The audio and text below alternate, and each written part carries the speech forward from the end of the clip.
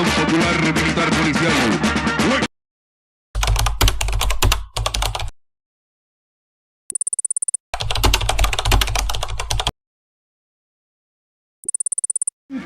Días continuos de anuncios, amenazas, guerra psicológica.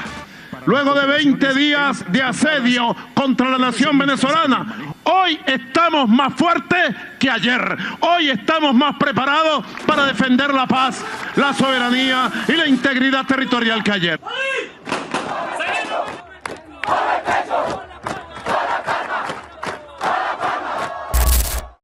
Presidente Gustavo Petro ha dado una orden hoy de reforzar con 25.000 hombres un nuevo pie de fuerza toda la zona del Catatumbo colombiano.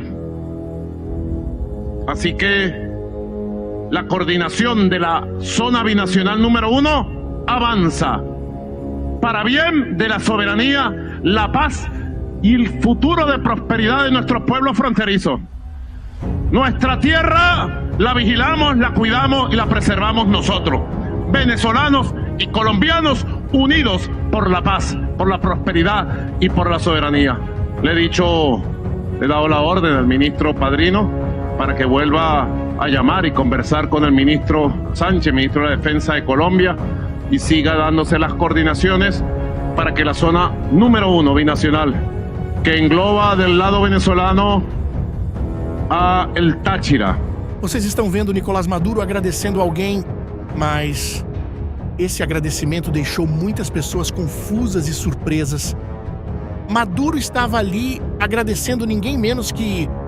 Presidente Gustavo Petro ha dado una orden hoy de reforzar con 25.000 hombres un nuevo pie de fuerza toda la zona del Catatumbo colombiano. O ditador Nicolás Maduro agradeceu o presidente da Colômbia, Gustavo Petro, por reforçar a segurança na fronteira entre os dois países. Isso em meio à aproximação de navios militares dos Estados Unidos na região. Isso mesmo. Maduro está agradecendo o presidente da Colômbia, Gustavo Petro. O mesmo Petro que há poucos meses dizia que as eleições venezuelanas foram fraudadas. O mesmo Petro que se recusava a reconhecer o resultado. Agora, os dois estão do mesmo lado. E nos últimos dias, 25.000 soldados colombianos marcharam para a fronteira venezuelana. Esse reforço na segurança regional acontece ao mesmo tempo em que navios de guerra dos Estados Unidos se aproximam da costa venezuelana. Mas por que essa mudança radical aconteceu exatamente agora? Por que Petro abandonou a oposição ao Maduro? E o que isso tem a ver com os navios de guerra americanos que estão navegando nas águas do Caribe neste exato momento? Para entender essa aliança improvável, precisamos olhar mais de perto o que se passava na cabeça de Gustavo Petro quando tomou essa decisão. Ao contrário do que muitos pensam, ele não virou amigo do Maduro da noite para o dia. Há uma questão muito maior em jogo.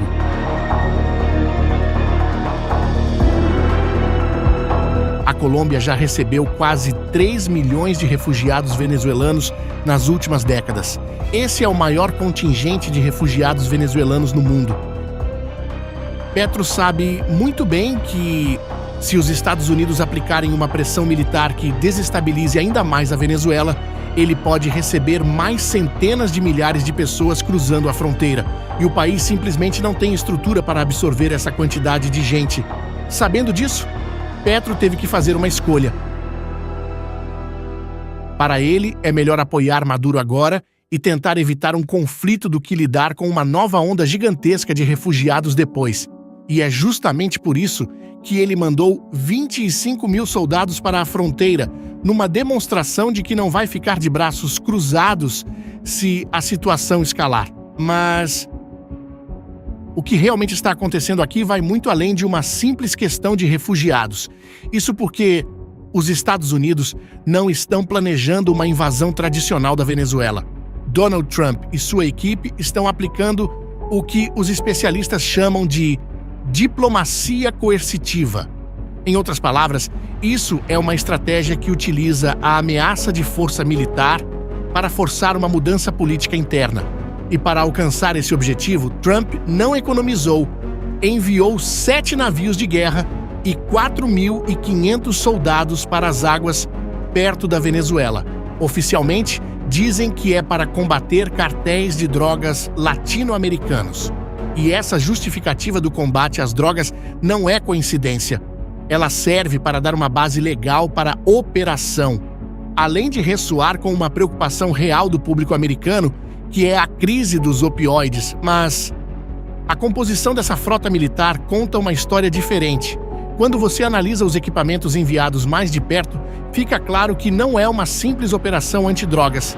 E aqui está o ponto-chave que explica por que as tropas colombianas e venezuelanas estão se concentrando exatamente nessa região específica. Tudo gira em torno de Maracaibo, uma cidade no oeste da Venezuela. Esta não é uma cidade qualquer, é o coração da indústria petrolífera venezuelana. E aqui temos uma das maiores ironias da atualidade. A Venezuela possui as maiores reservas de petróleo do mundo, maiores até que a Arábia Saudita, mas não consegue fornecer gasolina para seus próprios postos. Mas, falando na estratégia americana, ela é muito mais inteligente do que parece à primeira vista. Isso porque eles não precisam patrulhar toda a extensa costa venezuelana. Basta controlar essa pequena área de Maracaibo, esse gargalo por onde passam os navios petroleiros que carregam a principal fonte de receita do governo Maduro. É como apertar uma artéria principal. Se você corta o fluxo de dinheiro do petróleo, o regime não consegue se sustentar. Os terminais petrolíferos de Maracaibo são literalmente a linha de vida econômica do regime. Décadas de má gestão, corrupção e sanções internacionais reduziram a complexa economia venezuelana a uma única fonte frágil de receita. Por isso, a mobilização militar venezuelana e colombiana se concentrou precisamente nesta região. Eles anteciparam corretamente que qualquer ação militar americana focaria nesse ponto mais vulnerável. Só que a pressão feita pelos americanos vai muito além da presença naval. Os Estados Unidos dobraram para 50 milhões de dólares a recompensa por informações que levem à captura de Maduro, acusando ele de liderar um esquema que trafica drogas para território americano.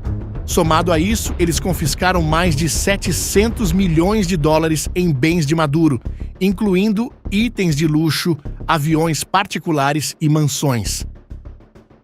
Segundo informações do repórter investigativo peruano Jaime Bailey e da emissora NTN 24, diante do cerco de Trump, Nicolás Maduro estaria traçando planos para fugir para a Nicarágua, onde o governo do aliado Daniel Ortega ofereceria abrigo a ele, sua esposa e seus filhos em caso de colapso político. E existem vários indícios que apontam para essa possibilidade. O avião presidencial venezuelano fez múltiplos voos suspeitos para a Nicarágua nas últimas semanas.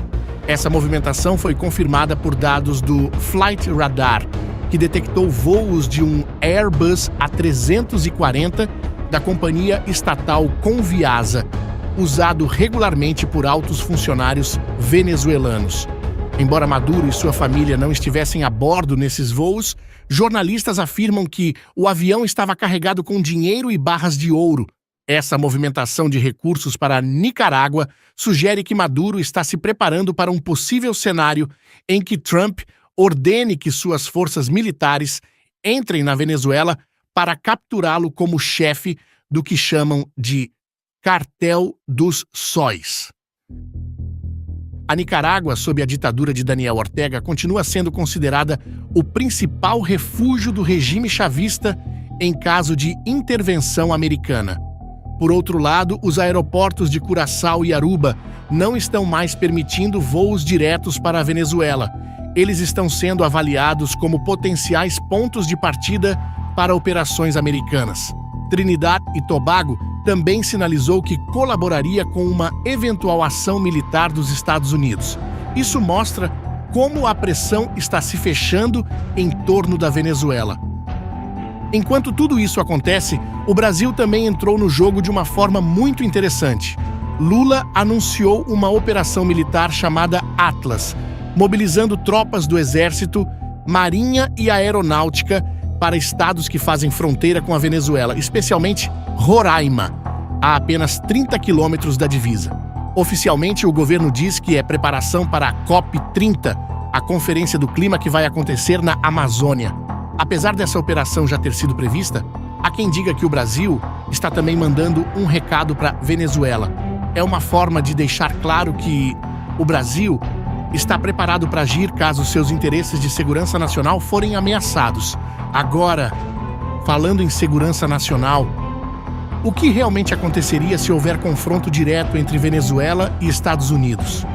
Bem, nesse cenário, a Venezuela e seus aliados regionais simplesmente não têm capacidade para enfrentar os Estados Unidos em uma guerra convencional. A diferença é esmagadora.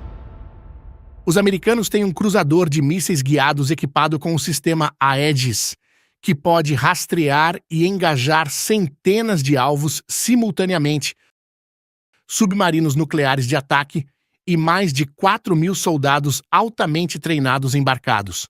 Do outro lado, a Venezuela tem alguns caças Su-30 de fabricação russa, que estão envelhecendo, tanques antigos que vocês viram nas imagens e uma marinha que é basicamente uma força de defesa costeira.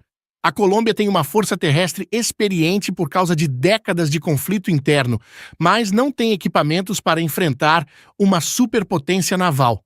Mas então, por que Maduro não desiste logo? Muitos acreditam que ele está apostando em uma estratégia que os militares chamam de porco-espinho. A ideia não é vencer uma guerra, mas tornar qualquer ataque tão custoso politicamente que o adversário desiste.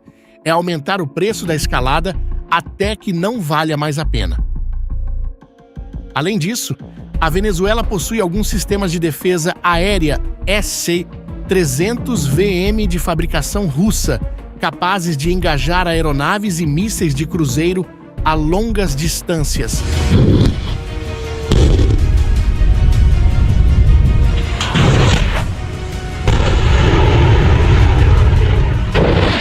Não são muitos sistemas, mas podem criar zonas de exclusão aérea e potencialmente derrubar aviões americanos. E se um avião militar americano for abatido, com pilotos mortos ou capturados, a situação política nos Estados Unidos fica muito mais complicada. Esse cálculo de risco político não é novidade na estratégia americana. Na verdade, essa mesma lógica já foi testada antes em situações parecidas.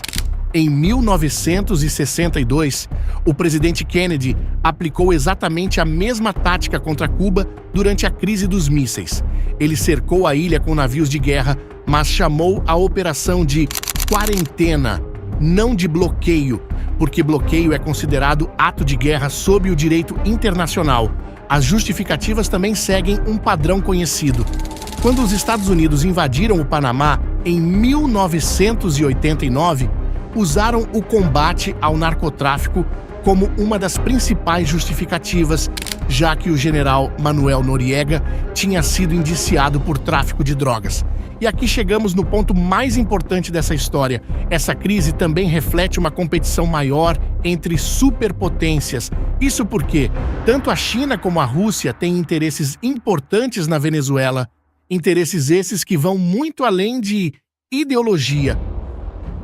A China é o maior credor da Venezuela, com investimentos e empréstimos que somam cerca de 67 bilhões de dólares desde 2007. Se Maduro cair e um governo pró-americano assumir, todo esse dinheiro pode ser levado por água abaixo. A Venezuela é uma fonte importante de petróleo e um mercado para suas exportações. Mais importante ainda, é uma forma de ter influência no hemisfério ocidental americano. A Rússia também forneceu equipamentos militares avançados para a Venezuela, incluindo os caças Su-30 e os sistemas de defesa S-300. Para a Rússia, manter Maduro no poder é uma forma de incomodar os Estados Unidos longe de casa, criando distrações que desviam recursos e atenção americana de outros teatros como a Europa Oriental. Por trás de toda essa disputa entre países, existe uma tragédia humana impressionante. Desde 2014, mais de 7,7 milhões de venezuelanos tiveram que abandonar seu país. Para vocês terem uma ideia do tamanho disso, é como se 1 em cada 5 venezuelanos tivesse ido embora. Quando milhões de pessoas saem correndo de um país, isso deixa de ser um problema só daquele país. Vira um problema de toda a região. A Colômbia teve que absorver quase 3 milhões de venezuelanos, e isso sobrecarregou os hospitais, as escolas, aumentou a competição por empregos e também trouxe problemas de segurança. Por isso, a Colômbia tem interesse direto em resolver a crise da Venezuela. Mas por que tantos venezuelanos fugiram? O país simplesmente quebrou. Entre 2014 e 2019, a economia venezuelana encolheu 75%. É como se o país tivesse perdido 3/4 de toda a sua riqueza. A inflação subiu tanto que o dinheiro não valia mais nada. Uma nota que comprava comida pela manhã não comprava nem um chiclete à tarde. A violência explodiu com gangues controlando bairros inteiros. O resultado foi devastador. 85% das pessoas ficaram na pobreza. E nesse cenário, podemos ver que o envio de tropas colombianas para a fronteira venezuelana vai muito além de ideologia. É uma resposta direta à realidade concreta que a Colômbia enfrenta todos os dias. Petro pode até discordar do Maduro politicamente, mas não pode ignorar que qualquer colapso maior na Venezuela vai derramar diretamente no seu território. Agora, eu quero saber a sua opinião. Qual país você acha que será mais impactado se essa crise piorar? A Colômbia, que já recebeu milhões de refugiados, ou o Brasil, que tem a maior fronteira com a Venezuela? Deixe sua resposta nos comentários. Se esse conteúdo ajudou você a entender melhor essa situação complexa, se inscreva no canal e compartilhe com seus amigos. Até o próximo vídeo.